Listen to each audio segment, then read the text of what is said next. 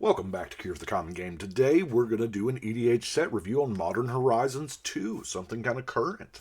I have been doing these on all of the old sets pre-EDH, and I will eventually get to all of them. But I figured now's a good time for Modern Horizons 2 so that I can make grand assumptions and be proven wrong as time goes by. So these are the cards I think will actually matter or will matter for me. This is just my picks for Modern Horizons 2. Strap in, this is going to be a long one. I have 90-something cards here to talk about. And a lot of these will be nobody else I have heard talk about them, so let's get to it. These are in numerical order, so they're in Wooburg. So, Blacksmith Skill. Target permanent gains hexproof and indestructible at end of turn. If it's an artifact creature, it gets +2/+2 to end of turn. This is just even if it's not an artifact creature, I think this is a good card to save from removal. You know, oh, no, you didn't kind of card. Esper Sentinel for a single white. We get a artifact creature human soldier for 1/1. Okay, I'm not sure. Whenever an opponent casts their first non-creature spell each turn, draw a card unless that player pays X, where X is this power. So obviously his power can get bigger, so they will have to pay more, which they won't. And you get to draw cards. So, yeah, historically these type of cards have been very, very good. Glorious Enforcer. First off, beautiful art. Eric does an amazing job. 7 mana, 5/5 flying lifelink. At the beginning of each combat, if you have more life than an opponent, this gains double strike. So this is a great card for your Angel deck, for your life gain deck, because then an opponent, we play a multiplayer format. I'm looking at all these cards through the lens of Commander. So, which is kind of how they're designing cards now. Even though these are clearly from a different format, they sprinkle us some goodies in here too. Late to Dinner. I play Resurrection for 4 mana sorcery, return target creature card from the graveyard to the battlefield. But then this is easier to cast. It's 3-1, and you get a food token out of it. So that food token matters. Artifact, it's a token. I like it. Nykthos Paragon. Oh my gosh. I'm going to need a bunch of these to go back in all the life gain decks I've ever built. 6 mana, 4/6. So, it's a pretty decent size. Whenever you gain life, put that many 1/1 counters on each creature you control. Do this only once each turn. So, just on your team, wow. Also, it is an enchantment, so it goes right in your enchantment theme. Out of Time. 3 mana enchantment. Out of Time enters the battlefield. Untap all creatures, and then phase them out until this leaves. You put a time counter on this for each creature phased out this way. So it's kind of an O-ring that hits multiple things. Has vanishing. So you can proliferate those time counters now. That's a thing we can do that we didn't have the last time we had vanishing. So I like it. Resurgent Belief. This is the first of the cycle of no mana cost suspend cards. In this set, it's the first. They've done this several times before. You suspend it 2 for 2 mana, sure. Return all enchantment cards from your graveyard to the battlefield. Now, the Replenish is on the list. They can't reprint it, and it's 4 mana. These are arguably just as good. Yeah, I like them. There are ways to cheat them into play or, remove those time counters. Sanctifier Invect. Now, this has just too many words for it not to be a good card, right? 2 mana, 2/2. Protection from black and red. Boy, there's never been a good card with that stats on it, has there? When it enters the battlefield, exile all cards that are black or red from all graveyards. Whoa. If a black or red permanent spell or card not on the battlefield will be put into a graveyard, it's exiled. This is the ultimate color hate. If you're in mono white, there's no reason. And you need a 2-drop creature. I dare say consider this one. Series Emissary, another beautiful artwork. 7 mana, 7/7 flying. There's a day and time, that's all we got. But now we have, you choose a card type when it enters the battlefield. You and creatures you control have protection from the chosen card type. So I can just choose creatures, and all of a sudden, not only do I have protection from creatures, so I can't take damage from creatures, but my creatures have pro creatures, so they can't be blocked. I don't think I'll be choosing any other type.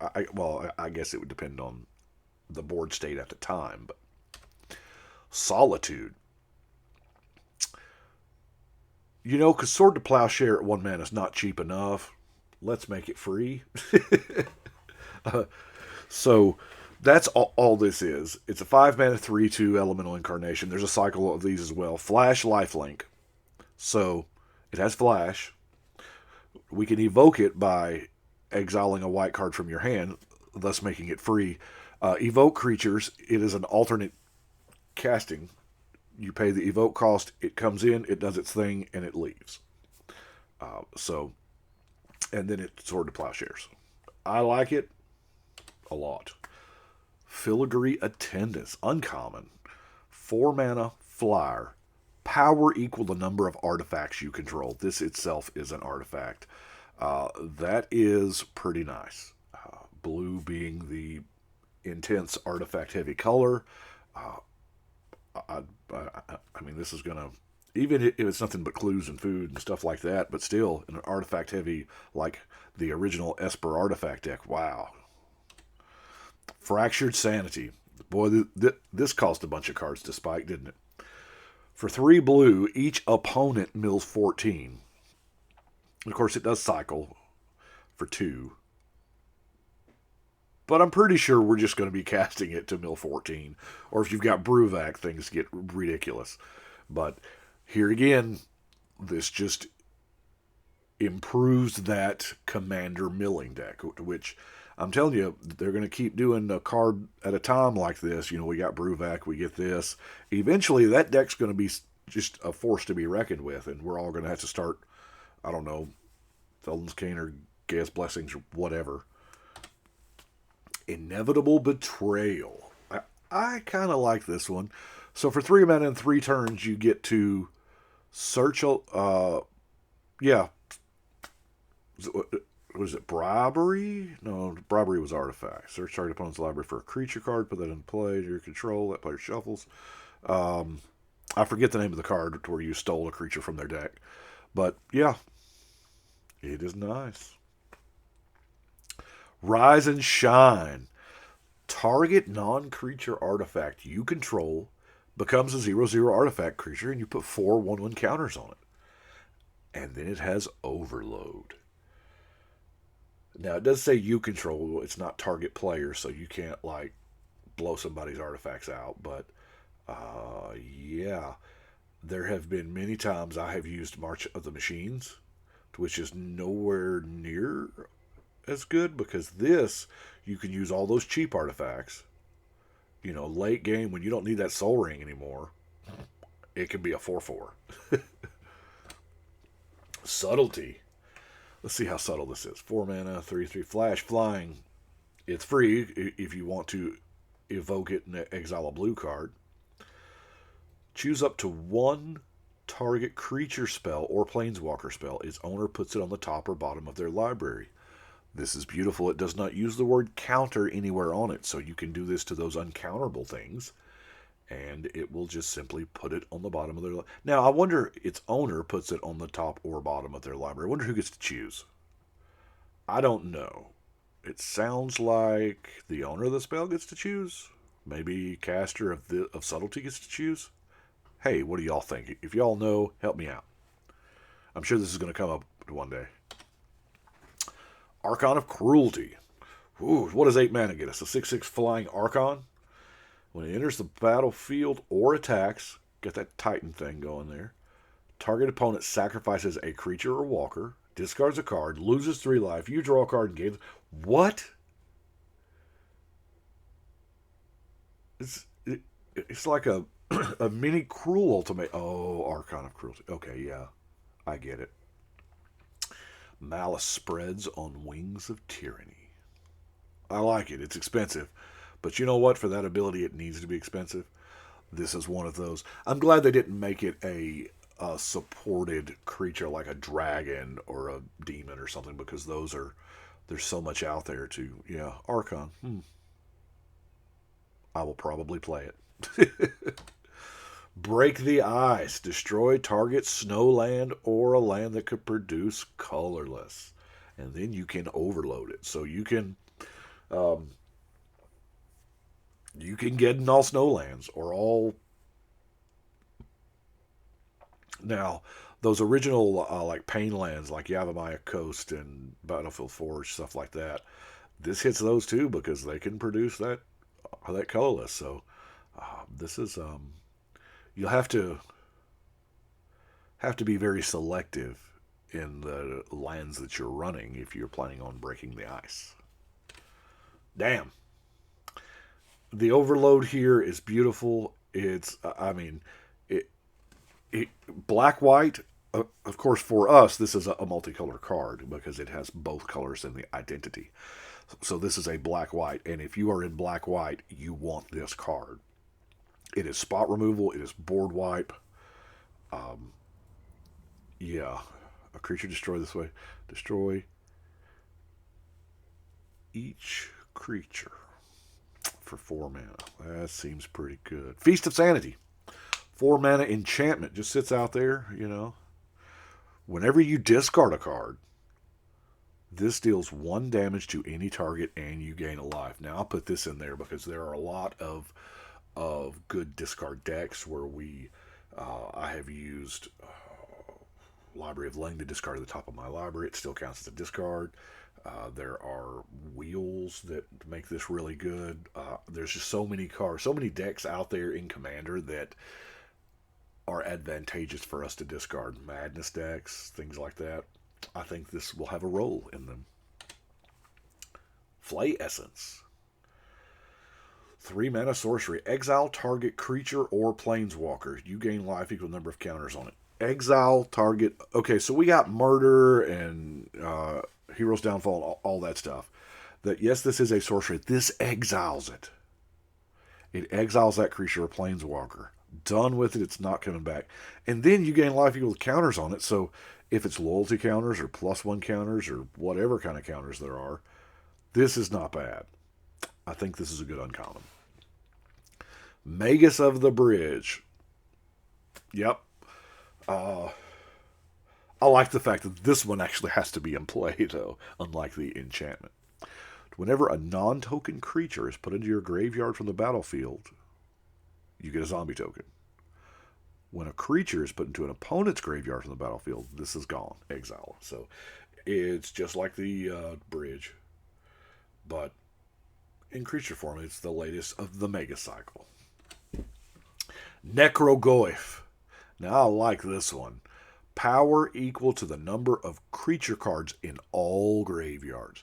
I love things that say all graveyards or all of anything in a multiplayer format. So with 4 or 5 players, wow, this thing can get big. And then, at the beginning of each player's upkeep, they discard a card. Going back to the enchantment, helping out. And of course, it has madness. Persist. I love that they have made cards with names of abilities. Yeah? Because persist is an ability. And anyway. Return target non-legendary creature card from your graveyard to the battlefield with a -1/-1 counter. This is as close as we can come to a sorcery version of Animate Dead. And by the way, little dude's eyes are creepy in this art. Profane Tutor. You get a tutor later. You know, you put it on layaway. Spend 2 mana, and in 2 turns you get it. And then you get the demonic tutor. I mean, you know. Or whatever kind of tutor. It's decent. Something might break with these. I don't know. With the free or the no-cast spells that you have to suspend. Does Cascade still work with those? I'm not sure. At one point in time it did. I don't know. I don't play a lot of Cascade cards. Sudden Edict. Now, the reason why I have this one on here is this is a strictly better. Now, years ago, many, many years ago, Wizards had said that they do not intentionally print strictly better cards. You know how Leap is strictly better than Jump, does the same thing, plus you draw a card? Well, Sudden Edict is a 2-mana instant that makes target player sacrifice a creature, just like Diabolic Edict, only this one has Split Second. Split Second is one of my favorite abilities. You know you're not countering it. No, this is happening. Turok, of course, I do all the legendary creatures in all of these sets when I do the reviews because, that's the cornerstone of our format. Turok, the Dread Cantor. For 2 mana, we get a 2/1 cleric, human. It's got a kicker. 2 black. Whenever an opponent discards a card, put a counter on Turok. Oh, I forgot the pro-white thing. Yeah, I'm not sorting this guy. Whenever Turok enters the battlefield, if it was kicked, target opponent discards 2 cards at random. So if you kick it, he comes in with his hymn, the hymn to Turok. That's where we, mostly where we know him from. He had other cards where he was referenced. It's going to be hard not to build this the same way we built like Tiny Bones and, all that other discard stuff. So expect all the same cards to go up with Turok that, all the other discards. Unmarked Grave. Search your library for a non-legendary card. Put it in your yard. Shuffle. So this is the Entomb. For 2 mana, but it can't be a legendary, so it's definitely not Entomb. But Entomb was a time where they couldn't cost cards correctly. It was way too cheap or way too expensive. I think this one probably right on the mark. Captain Ripley Vance. Oh, Ripley. Let's see what she does here. 3 mana, 3/2 pirate, of course. Whenever you cast your 3rd spell each turn, put a 1/1 counter on this, and then it deals damage equal to its power to any target. Now keep in mind, all these legends I got to build. At some point in time, I am building them. I have actually already started to pre-build them as much as I could with the cards that I know I'm going to put in before this comes out. So, yeah. But casting your 3rd spell each turn in mono red and not running out of cards is going to be an accomplishment. Glimpse of Tomorrow. Have you noticed the common theme here that all of these no-cost spells, the suspend, have that oval and it shows it? I think that's neat. It's kind of like the Ancestral Visions concept. Shuffle all per... Oh, this is Warp World. Yeah. This is a suspend Warp World, where Warp World cost, 7? 6? Apparently you suspend time cost. They're equivocating mana with turns, so I like it because I like Warp World in the right deck. I might put this in the actual Warp World deck.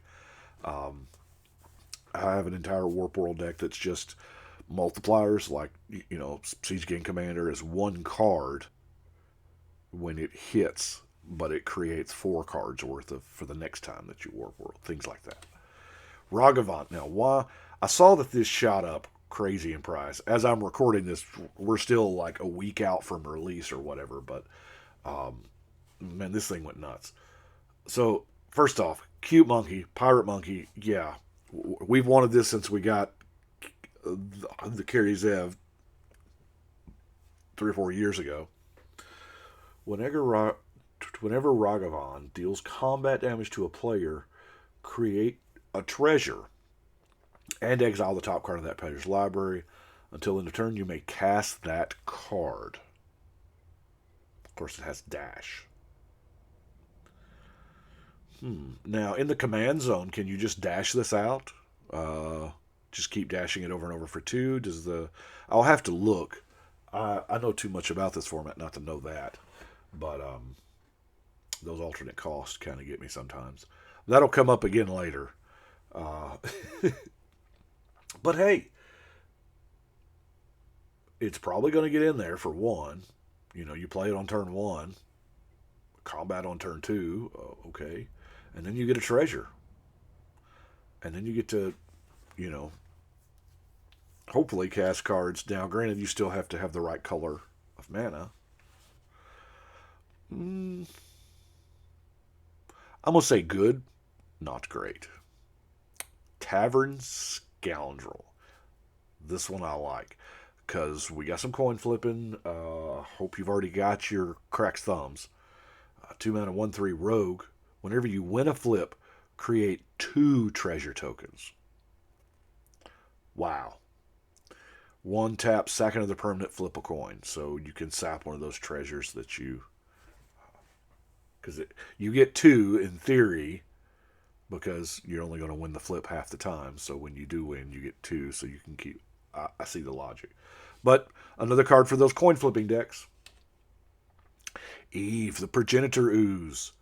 So for 5 mana, we get a 2/2 Ooze with Storm. A legendary creature with Storm. Eve isn't legendary if it's a token. Okay. Eve enters the battlefield with a 1/1 counter on it for each other Ooze you control. So I'm building Ooze Tribal again, because I already built Ooze Tribal 300 or 400 decks ago when I did Experiment Craj. That was blue-green Ooze Tribal. This will be mono-green Ooze Tribal and Storm? Green Storm. Now, isn't the rating of abilities that's called the Storm Scale, with number 10 being Storm, being they'll never reprint it again? Anyway. But I guess green is fine, because, green gets everything, which I'm fine with, because, I love it. Blessed Respite, or Respite. 2 mana instant. This one's for my buddy Jimmy, and everybody like Jimmy who loves their fogs. Target player shuffles their graveyard into their library, and you fog combat damage. Beautiful. Beautiful. I love the art that references the art to Gaea's Blessing with the sword in the ground and then the fog. That's beautiful to me. We got Chatterfang. Now, we got a legendary squirrel a couple sets ago that was technically a legendary squirrel, but didn't encourage a legendary, a squirrel tribal. There are a bunch of squirrel cards in this set, both green and black, and so this fits it perfectly. It's, for our purposes, it's 2 colors. 3 mana, we get 3/3 Forest Walk, bringing it back. If 1 or more tokens would be created under your control, those tokens plus that many squirrel tokens are created instead. Denoting a replacement effect. So, and then you can spend a black, sack some squirrels, and target creature gets -X, where X is number of squirrels you sacked. So that's cool. This is actually, it's going to be good for tribal squirrels, but it's going to be real good for tokens, not just squirrels, but I can see if you are playing elves, black-green elves, and you Elvish Promenade, you're going to get that many elves and that many squirrels, and it's just going to start snowballing ridiculously. And besides, y'all know I love me some squirrels. Chatterstorm, we get our second green Storm card. Just makes a squirrel token, that's it. But it has Storm, so how many green spells can we play in a turn? If we get Allurin, and then we get creatures that come into play and bounce another creature, we can, anyway, you see where I'm going. Chitter Splitter. Green artifact. At the beginning of your upkeep, you may sack a token. If you do, you get an acorn counter on this. So it's a counter on it, so you can proliferate it or whatnot. Squirrels you control get +1/+1 for each acorn counter on it. And then you can just create squirrel token. Now this I like. This I really, really like. This is going to go in your tribal squirrel deck. And is it just me, or is the squirrel in that art have too big of ears? Kind of almost looks like a rabbit. Deepwood Denizen, 3 mana elf. Now this is common now. 3/2 Vigilant, 6 mana tap, draw a card. But this ability costs 1 less to activate for each 1/1 counter on creatures you control. So it can get all the way down to 1 mana. In your 1/1 counters deck, 1 mana tap, draw a card. I'll take it. This is not bad for a common. Duskshell Crawler. I like this one. Enters the battlefield, you put a 1/1 counter on something. But each creature you control, the 1/1 counter on it has trample. We get that effect for 2 mana. That's pretty sweet. It's kind of like the old ones from the Outlast guys from the Cons block, but it's just another version. Endurance. We get our green flashy free evokey thing here. When it enters the battlefield, up to 1 target player puts all the cards from the graveyard on the bottom of the library in random order. So this you can... oh no, you're not going to mill me out this turn if you have like Exaxes or whatnot. Get it all back. Gaia's Will. I seriously question this card. Yes, it's a free spell. Well, a free suspend. You spend 1, you suspend it. 4 turns, you're going to get. Until end of turn, you may play lands and cast spells from your grave. This is Yawgmoth's Will. It's another one of those, they can't print the reserve list cards, so they're giving it to us the same effect. Now, granted, it's a different way to cast it, and it's a different color, but I like it. I like it a lot that green has this ability. Glimmerbairn. What a card. For 1 mana, sack a token, it gets +2/+2. First off, weird art throwback to another oath. Can't think of it off the top of my head. You know what I'm talking about. Gilderbairn, I think. But sacking a token. In this set, you're creating clues, treasures, and foods. All tokens sometimes all at once. But this is insane. And yeah, I mean, you can do your token elves or zombies or whatever, but I figure clues and food is probably where we're going to be drawn to build around a little more. Herd Baloth. It has +1/+1 counterfall, is what I'm calling it. Whenever a +1/+1 counter is put on this, you get a 4/4 beast. So it's not Rampaging Baloth, but it's close in a +1 counter deck. Ennoble Hierarch. The Jund Hierarch, I mean, the other one was good. We don't need anybody to tell us that. So it stands to reason this one will be good too. Black, red, and green. Sure, I'll take it. Now, Sanctum Weaver here is... How many of these how many Enchantress decks have I built over the years? So, and how, I mean, I know I'm building one more, right? Tapped add X mana of any one color, where X is the number of enchantments you control. Now, the only downside here is it's of one color, but you really got to look hard to consider that a downside. The fact you do it for green this time, white next time, whatever, I mean, that can add up to a ton of mana. When that was a land, it was dumb expensive. Serra Sanctum. Squirrel Sovereign. Now, from the moment this card got spoiled, this has been the background on my phone. Squirrels. Yeah. It's just 2 mana, 2/2. Other squirrels get 1/1. It's like the old school champions. 2 mana, 2/2 that gives you... Yeah. I love it. Sylvan Anthem is today's entry, and why is this card not white? For 2 green, you get an enchantment. Green creatures you control get +1/+1, and whenever a green creature enters the battlefield under your control, scry 1. Notice it doesn't say non-tokens, so even your green tokens, your squirrels, your elves, or whatever, your tokens are going to let you scry 1. Yeah, this looks like a heavy green or mono green. Oh, look at the art. Those leaves are creature shapes. I can see a dragon, an elephant, wolf. That is awesome. The leaves are actually in the rabbit. The leaves are in the shape of... I was wondering why we were close up on the vines. That's neat. Thrasta, legendary dinosaur, 12 mana. But it costs 3 less to cast for each other spell cast this turn. So that's a not quite storm, but if you're storming off, it's cheaper. Hence all the lightning drawn to Thrasta.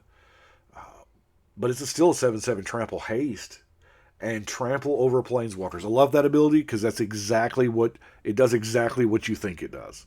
Trample over planeswalkers.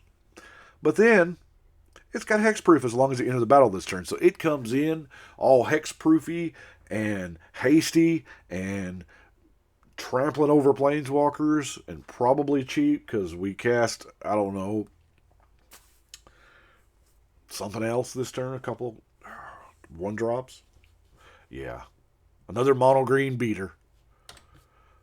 Arcbound Shikari. Now, Modular is back in a big way. There's a bunch of cards in the set for Modular, which is good because there just wasn't enough Modular cards to flesh out a whole Modular deck.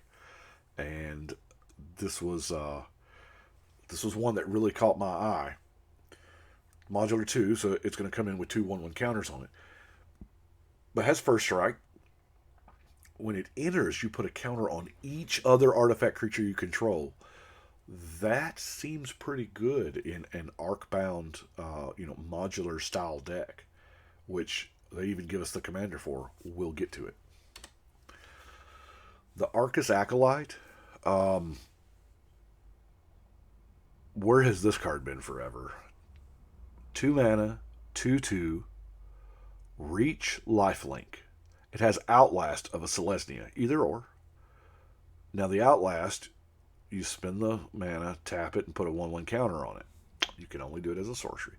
But each other creature you control without a 1/1 counter on it has Outlast. But now, as soon as you do it and it has a counter, it's going to lose that Outlast ability. But it does give your creatures a way to put counters on themselves in your green-white Counters Matters deck. The card everybody's been waiting for, right? Azmarano Marticadice to the Kuldakar. Yes, everybody who says Magic card names on film, we have all practiced that. But Asmore here has been in flavor text. Did you know that this is not this character appeared in flavor text on a card in Alpha? Yeah, Granite Gargoyle. And there's a couple mentions here and there in flavor text. But I love the story behind this. I may do just like a story piece or whatever on Asmore. That's the abbreviated version. But there's no casting cost, right? So it is marked there by Legendary Creature. It's marked with the dot saying it is black and red. As long as you've discarded a card this turn, you may pay a Rakdos mana to cast the spell. Okay, I'm going to stop right here reading the card. This is my main gripe. How come on the playtest cards, the card refers to themselves as this, in like quotes or whatever? Why does that not work for the finished product? Why can't this say, when this enters the battlefield?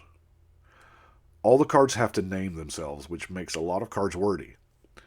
Or in this case, lettery. I don't know if that's a thing. But when this enters the battlefield, you may search your library for a card named the Underworld Cookbook. Reveal it, put it into your hand, then shuffle. By the way, thematically, those two cards are tied, obviously. And then sacrifice 2 foods. That almost doesn't sound grammatically correct. Target creature deals 6 damage to itself. Now, like I said, I read up quite a bit on this particular character. I will probably do a story part on it because I don't know, just really cool. Garth the Lion, 4 mana, we get a 3/5 human warrior. Whenever it enters the battlefield, or a planeswalker you control dies, look at the top 7 cards of your library. 7's a good number. You may reveal a walker from them, and put it into your hand. The rest goes on the bottom. Planeswalker loyalty abilities you activate cost an additional +1 to activate. Wow. That is outstanding. That is the first time that we've ever seen modifiers to the loyalty abilities. So if you have got a 0 walker, a walker that has a 0 loyalty ability, it now just became +1. Your +1s became +2. Or your -5s just became -4. Wow. I like that design space. I really, really do. And I think black and green is probably a safe place to put it. You know, not red or blue or, Walker heavy colors. Combined Chrysalis. 2 mana artifact. Creature tokens you control have flying. Full stop, I'd have played it right there. But then 4 mana and tap to sack a token to make a 4/4 beast. You can only do it as a sorcery, of course. But to start turning Thopters or Clues into 4/4 beast that have flying now, that seems decent, and it's in the right colors. Dakon Shadow Slayer. Now, maybe I missed something, but I didn't know Dakon was a planeswalker. Maybe they retconned it. I don't know. But for a white, a blue, and a black, you get a 0 loyalty walker. What's up with that? It enters the battlefield with a number of loyalty counters on it equal to the number of lands you control. Rewards you for playing it late game, or rewards us for playing it in Commander, where we have lots of lands. So +1 we get to Surveil, okay. -3, exile a creature. We can probably do that at least once or twice, if we got 6 or 7 lands. But -6, you may put an artifact card from your hand or graveyard onto the battlefield. Now, late game, 3 mana, say it comes out with 6 loyalty or 7, whatever, at least 6. You can immediately -6 it to put that Blightsteel from your hand onto the battlefield. Now, granted, what it's looking for is his blade, obviously, but yeah, that's kind of neat. Old Garth One-Eye. Boy, this was a hot topic for a minute, wasn't it? Wooburg, we get a 5/5. 5 mana, 5/5 human wizard. Sure. Now, tap. This is choose a card name that hasn't been chosen from among all of the, pretty much the core spells for each color. Whitehead Disenchant, Bluehead Braingeyser, Blackhead Terror, Red Shivan Dragon, Green Regrowth, colorless Black Lotus. Create a copy of the card with the chosen name. You may cast the copy. Now, granted, the copies, the permanents that are named there will come into play as tokens. So this can generate Black Lotus tokens, which I understand was a point of contention, and they didn't. I think they said that they're just not making a Black Lotus token due to, I don't know, fear. But that's not even the most exciting thing on here. I like old Garth here because we get to, yes, you can choose all of them, one at a time. If you've got some untappy shenanigans, you can do it all the same turn. And then you bounce it. Because once you bounce it to your hand, or it dies, and you replay it, it is a new permanent, and you get to go through all that again. So, the 5-color deck I am building is going to be, how many of those. And I really want, I don't know, I'm debating about, do I want those 5 signature cards in the deck? Obviously, we can't put Lotus in there because it's banned. And, there's also the fact that I don't have one anymore, but do I want those 5 in there, or do I actually want to stay away from those 5 because, I can tap to get them? I think I'm just going to stay away from them. That'll open up some slots. General Ferris Rockeric. Sure. 3 mana, 3/1. Protection from monocolor. That's a lot of cards right there. Whenever you cast a multicolor spell, get a 4/4 token. Okay. Well, it's pretty obvious what I'm doing with this one. It is straight multicolor. Giedron Dehada. I have never heard of this card. Blue, black, red, and 1. 4 loyalty. Protection from permanents with corruption counters on them. Okay. Each opponent loses 2 life, and you gain 2 life. Put a corruption counter on up to 1 other target creature or planeswalker. -3. Gain control of target creature or planeswalker. Until end of turn. Untap it. Put a corruption counter on it. It gains haste. Alright.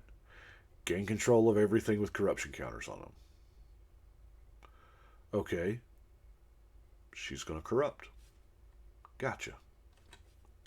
Goblin Archnomancer? Archaeomancer. Okay. This one I just like. Each spell you cast that's red or green costs 1 less to cast. This is just a mana dork. Grist the Hunger Tide. Now, 3 mana, 3 starting loyalty. As long as Grist isn't on the battlefield, it's a 1/1 insect creature in addition to its other types. Now, little known fact here. Sheldon Minery from the Rules Committee says this is an eligible commander. I was kind of on the fence about it. I could see both sides until I saw his explanation, and I'm like, okay, I get it.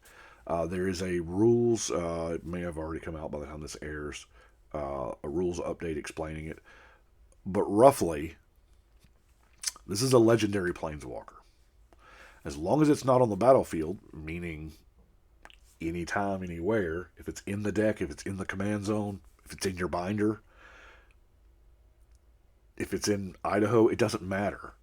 As long as it's not on the battlefield, it's a legendary creature planeswalker. Therefore, it can be your commander. Now, that being said, +1, you get an insect token, then mill a card. If an insect card was milled, put a loyalty counter on him and repeat the process. So we're going to want to go heavy insects is what I'm looking. But I think I just did an insect deck not too long ago that was green and black. Anyway, -2, you may sack a creature. When you do, destroy target creature or walker. Wow.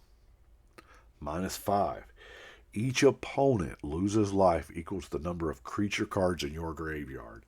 So you want to mound up those pests in your yard. Sure enough. Now, how does this interact with doubling season?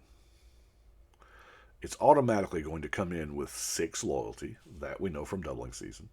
And then when we use the +1, it's going to create a token. Now it makes 2 tokens. And you're going to mill a card. If you mill an insect, you put another loyalty counter that now becomes 2 loyalty counters on it. Wow. I guess they just leaned hard into it. They're just like, screw it, fine. Doubling season, sure. Lonus, Cryptozoologist. I think this is a cheap one, right? 2 mana, we get a Snake Elf Scout, and those have typically been pretty good in the past. Whenever another non-token creature enters the battlefield under your control, investigate. Means you get a clue. Non-token creature. So, every creature you cast, essentially, you get a clue. Tap, sack X clues. Target opponent reveals the top X cards of your library. You may put a non-land permanent card with mana value X or less from among them on the battlefield under your control. That player puts the rest on the bottom. So, yeah, you just get to steal stuff. So I want to build a green-blue clue deck with, obviously, lots of creatures so that I can, maybe some bounce shenanigans, to keep playing the same creatures over and over to get a whole mess of clues and, just start stealing Start stealing permanents from my opponent's decks. Sounds fun. All things in moderation, huh? Moderation. Which is funny because, this is modern. 3 mana, enchantment. You can't cast more than one spell each turn. Whenever you cast a spell, draw a card. That's strong. Now, granted, that first line balances it. But if you've got a white-blue, like all instant kind of deck, that's strong. If you can reliably cast, because, with this out, you're not running out of cards. You're going to maintain the same amount in your hand. And then you're going to draw one for your turn. So, I like it. I like it a lot. There's something here. Piru, the Volatile. Whew. We get an Elder Dragon for 8 mana. This is like the days of old. 2/2/2/2. Red, white, and black. We get a 7/7 flying lifelink that, just like all the old Elder Dragons, during your upkeep, you got to pay one of each to keep it alive. Okay. But then when it dies, it deals 7 damage to each non-legendary creature. So obviously I am building this with Mardu Legends. Yeah, that way if it does die, I may want to sacrifice it. I may want to... So, yeah. None of my stuff dies. Now, granted, it won't kill your opponent's commanders. But, still. Ravenous Squirrel. For a Golgari mana, either or, black or green, whenever you sacrifice an artifact or a creature, put a 1/1 counter on this. 3 mana, sack an artifact or a creature. You gain 1 life and draw a card. Now, when you sacrifice an artifact, a clue, a food, a treasure, wow. Yeah, this will be great in even non-squirrel decks. Sithis Harvest Hand. Probably my favorite card out of the set. And not just because she looks like one of the Orion girls from Star Trek. But this is... I love me some Enchantress. And white and green, we finally get a legendary Enchantress. Whenever you cast an enchantment, you gain a life and draw a card. Because, that's never been powerful. I like it. I like it a lot. It's the right colors. It is good play. Yuzri, Fortune's Flame. Now for 3 mana, we have 2/3 Ifrit. Hey, y'all remember back Suleiman's Legacy? Yeah, y'all go look that card up from way, way back. 2/3 Flyer. Whenever this attacks, choose a number between 1 and 5. Flip that many coins.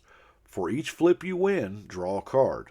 For each flip you lose, you take 2 damage. If you won 5 flips this way, you got a 1-turn omniscience. Okay. Between 1 and 5, don't you just always pick 5? I mean, realistically, you're always just going to pick 5. This deck has already got my last copy of Crack's Thumb, so hope they chill out with it. Now, Academy Manufacturer for 3. This is nice. A lot of decks are going to want this one. If you would create a clue, food, or treasure, instead you create one of each. That seems powerful in those, sack, the previous, or the squirrel, sack an artifact. I mean, I think this can get out of hand as well. Okay, what if you had 2 Academy Manufacturers? Because what if you copy artifacted it or sculpting, had 2 of them? They would both trigger, so I make a food, and instead I get a clue, food, treasure. But then each one of those turns into 3. So 1 equals 9. 1 becomes 3. 3 becomes 9. Oh gosh. Oh. Oh. Yeah, I kind of want a whole bunch of these. Just start cubing it up. Altar of the Goyf. Tribal Artifact Lurgoyf. Now, I love to see the Tribal Super type come back. I love it, love it. 5 mana Tribal Artifact Lugoyf. That means if you have something that, can search for Lugoyfs, you can search this up. Anytime a Tribal is what allows the designers to cross subtypes amongst card types. Like Lurgoyf is a creature type, but by them putting Tribal in front, it allows it to be an artifact type. I don't know why. It's their own rules that they're bound by, but that's what they say. Whenever a creature you control attacks alone, it gets +X until end of turn, where X is the number of card types among cards in all graveyards. Like the original Lurgoyf. What is there, 7? I think. And Lurgoyf creatures you control have trample. Lugoyf Tribal, are we going to get like a 5-color Lugoyf? Because they have made them in all colors. Ooh. I'm going to have to get a Tarmogoyf in that case, ain't I? Oh.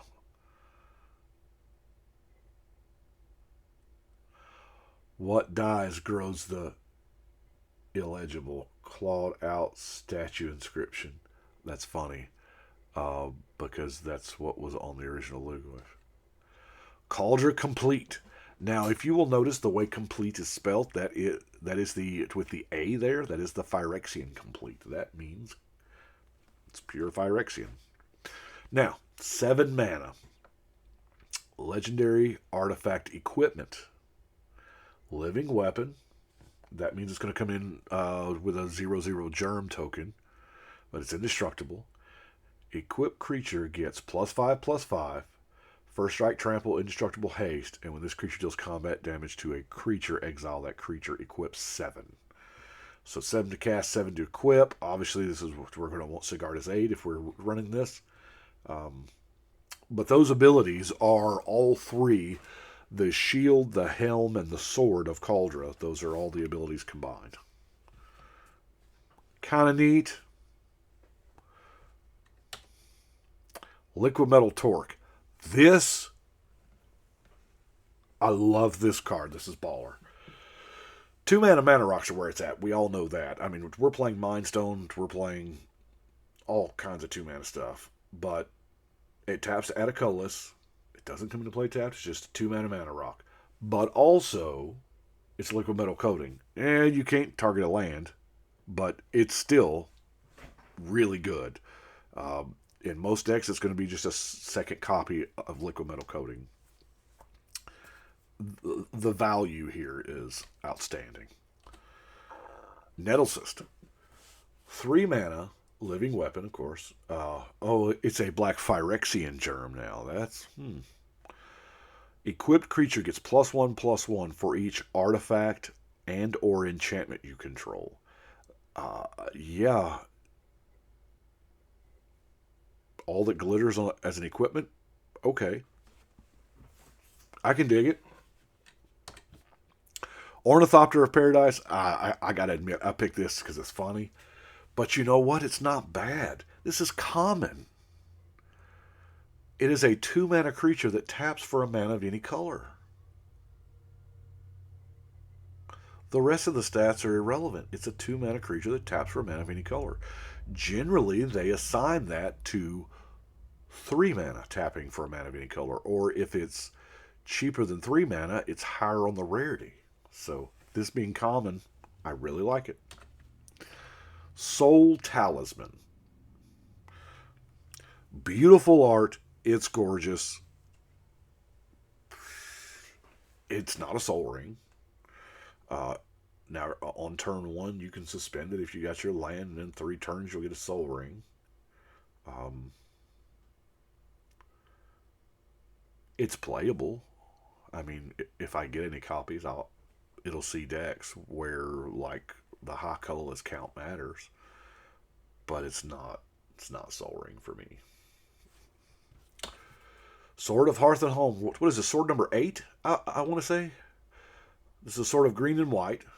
You know, these sort of X and Y cycles. Um, Deals combat damage to a player. Exile one creature you own. Up to one creature you own. Then search your library for a basic land card. Put both cards on the battlefield under your control. So you get to blink a creature and you get a land. It's a Sword of the Animist and a blink stick at the same time. So I like it. It's a sort of X and Y. It's going to be good, you know. Void Mirror. This is... I think this is more powerful than what we give it credit for in our format. Whenever a player casts a spell, if no colored mana was spent to cast it, counter it. So that's going to be all of the, like... You're going to have to specify... because normally we use colored mana to pay for artifacts. You know, you drop your swamp, and then turn 1 you play your Soul Ring off of it. Well, you used colored mana for it, but your dedicated Eldrazi decks that don't have colored mana in their deck, so they're all operating off wastes and, you know, non-basics, it shuts that whole deck down. It also shuts down free stuff. Force of Will. All of these suspend cards with no casting costs. Yeah. I think this is going to be better than what people are giving it credit for right now. Zabaz, the Glimmer Wasp. Here's our modular commander we referenced earlier. 1 mana, modular 1, so 1 mana we have a 1/1 flyer. We've kind of had that before. I like the fact that it's red and white. That way we're not vastly, you know, cornered into colorless. If a modular triggered ability would put 1 or more 1/1 counters on a creature you control, that many +1 are put on it instead. Then you can spend a red to destroy target artifact you control. That way you get to trigger the modular, because modular triggers when it dies. And then white gains flying. So, yeah, yes, it is at the base of it just another Boros artifact deck, but it's different because it plays right into that modular ability. So, and we've never had that ability before, so it will probably feel different. I know it'll feel different to build because I've already started with the modular cards that existed. There's a bunch in this set, even ones I haven't talked about. But then we get to the reprints. That is all the new stuff, and of course, you know the way that they order their sets. All the new stuff comes first, and then the reprints. We have got the enemy color fetch lands at rare. All 5 of them, Arid Mesa, all of them, all 5. Now, of course, that's going to tank the price temporarily, but they always go down and then they always go back up. So if you want them, get them when the getting's good, you know. I personally am not a fetch land kind of guy. I only have a few decks with them. I think they should all be uncommons, but that's just me. I'm not a designer. But also, we have another land cycle in the deck. We have the Artifact Land Duels. These are artifact lands. There's 10 of them, all possible combinations. It's like this one, Dark Moss Bridge. They're all indestructible, too. So that's, it's a good cycle. I picked this one because it was the first one that popped up alphabetically. That's why I didn't get all 10 of them. I did grab all 5 of the fetches, though. Marsh Flats, Misty Rainforest, Scalding Tarn, Urza's Saga. First off, it's cool that they named a card what they named a set off of, but, you know. This is an enchantment land saga. Urza Saga. So, how sagas work, it's got up at the top as this saga enters, and after your draw step, add a lore counter, sacrifice after the 3rd one is put on there. So, you play it. It's a land, so you just make it as your land drop. Put a lore counter on it, and tap it for a colorless. Okay. And then after your draw step, you're going to add a second lore counter on it. It gains 2 tap, create a construct. The same construct that Urza from last Modern Horizons makes. Okay. And then after your next draw step, you're going to get a third lore counter. Search your library for an artifact with mana cost 0 or 1, put it on the battlefield, shuffle, and then discard or sacrifice the saga. I have not got a chance to see this played. I know there was some folks out there that got early access to MH2 cards. I didn't get to watch any of that. Obviously, I didn't get any. But this seems ridiculously powerful. Yes, it's a temporary land. You're only going to have it around 3 turns. We said the same thing with Gemstone Mine, right? But, yeah, this is really good. This is, yeah. Now, keep in mind that second ability stays.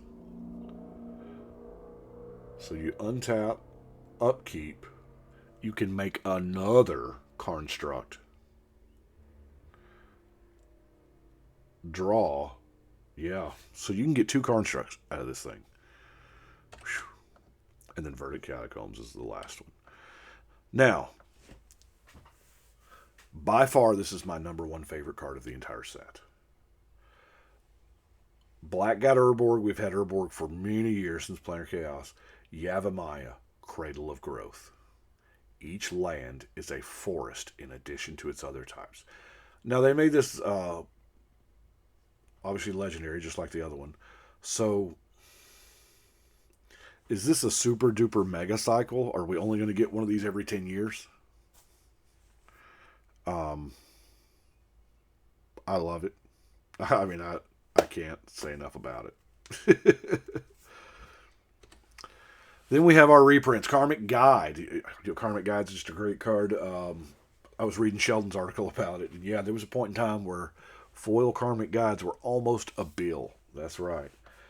It's just a great card. You know, Angel, Spirit, Echo, Pro Black. Get your creature back. Counterspell. Now, Counterspell is not new to us in our format. It is new to Modern. So, what the reason why I picked that to talk about is because there's a whole class of decks now that can use Counterspell. We are getting a printing here, a new printing of Counterspell, but it's going to be more in demand, so expect for some of those older copies of Counterspell to start drying up. So at least this gives us a chance to get some, a few more copies. Patriarch's Bidding. If you're a black tribal deck, you already know about this card. It's a great card. Killer new artwork, I gotta say. Scourge Familiar. Now, this is a personal favorite of mine. Love Phyrexians have a creature type. Love it, love it. But this is a big combo card that I have used for years. If you're drawing a ton of cards and you just need to ditch cards for mana, it's beautiful. Chance Encounter. How did this one's? Oh yeah, this one is a reprint. It's only ever been printed once, I think, in the Odyssey block. You flip a coin, put a luck counter on it. You get 10 luck counters, you win the game. Crack's Thumb is your best friend. So, yeah. Goblin Bombardment. Feels like I just talked about this because I just did the Tempest set review. Not but a couple days ago. So, Goblin Bombardment is a heck of a card. It's in Modern now for the first time. It's never been in Modern because it's a Tempest card. But, good stuff. Gorilla Shaman. Now, this art looks way more serious than the Alliance's art does. It's a Mox Monkey. Just destroys artifacts for zero cost things. It just costs 1 mana. You know, if somebody's got an artifact land, albeit it can't be indestructible because that's a thing now. Imperial Recruiter. This thing's been so expensive. It's anytime it gets a reprint, it's going to bring the price down. Good. Enchantress's Presence, also new to Modern. I don't know that this is a quote-unquote modern card. I think they may have put this in there for us to get more copies out in the Commander part. It may see some play with the new Legendary Enchantress thing. I don't know. Squirrel Mob. Yeah, this is the second time it's ever been printed. The other one was Odyssey. That card had gotten ridiculously expensive, and glad to see this one keeping that price down. Chainer. We can now get non-foil chainers and pack-foil chainers and all kinds of cool stuff. I think this is the first reprinting since the original Commander deck it was in. Mirari's Wake. Always welcome for more copies of that. I love it. It's an enchantment. It goes right in your Enchantress decks. It goes right in any deck with green and white, right? I mean, it's beautiful. Sterling Grove is another enchantment. Oh, those trees are hands. They're arms. I see the fingers. You got to look really close. That's neat. But yeah, it's been around since Invasion. It was an uncommon Invasion, although it's not priced like an uncommon, I'll tell you that. Vindicate. I believe this may be the last card. I like Vindicate. Just destroy target permanent. I love that clean 3-word text box. 3 mana, sorcery, do the thing. I love that they kept the original art with the Weatherlight on it. It's beautiful. No, it's not the last one. Cursed Totem. Activated abilities of creatures can't be activated. That's a monster of an ability. Llanowar Elves can't be tapped for mana. Commanders that tap to do a thing or that activate to do a thing. Nope. Cabal Coffers. Whew. This was a needed reprint. To be honest with you, I think they could put this in every set and it still wouldn't get enough copies out there. Yeah, it's a big one. Here again, proud that they kept the original art. Glad to get more copies out there. Now, the originals had gotten up to really expensive. I'm going to lump this in there with like the fetch lands and things because, yes, it will temporarily get cheap, but once this, it will go back up. It is just that good of a card. And that is what we've got. Wow, we are an hour and 7 minutes into this thing. So that is my impression on Modern Horizons 2.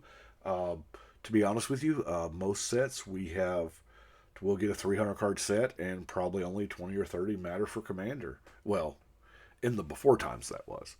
Nowadays, there was 98 cards here, I think, that we just talked about, and more I could have. But yeah, they are really designing sets with us in mind. Whether that's good or bad, I'll leave that up to you. But I'm certainly enjoying it, and y'all let me know what you think. And thank y'all for watching, and we'll see you next time.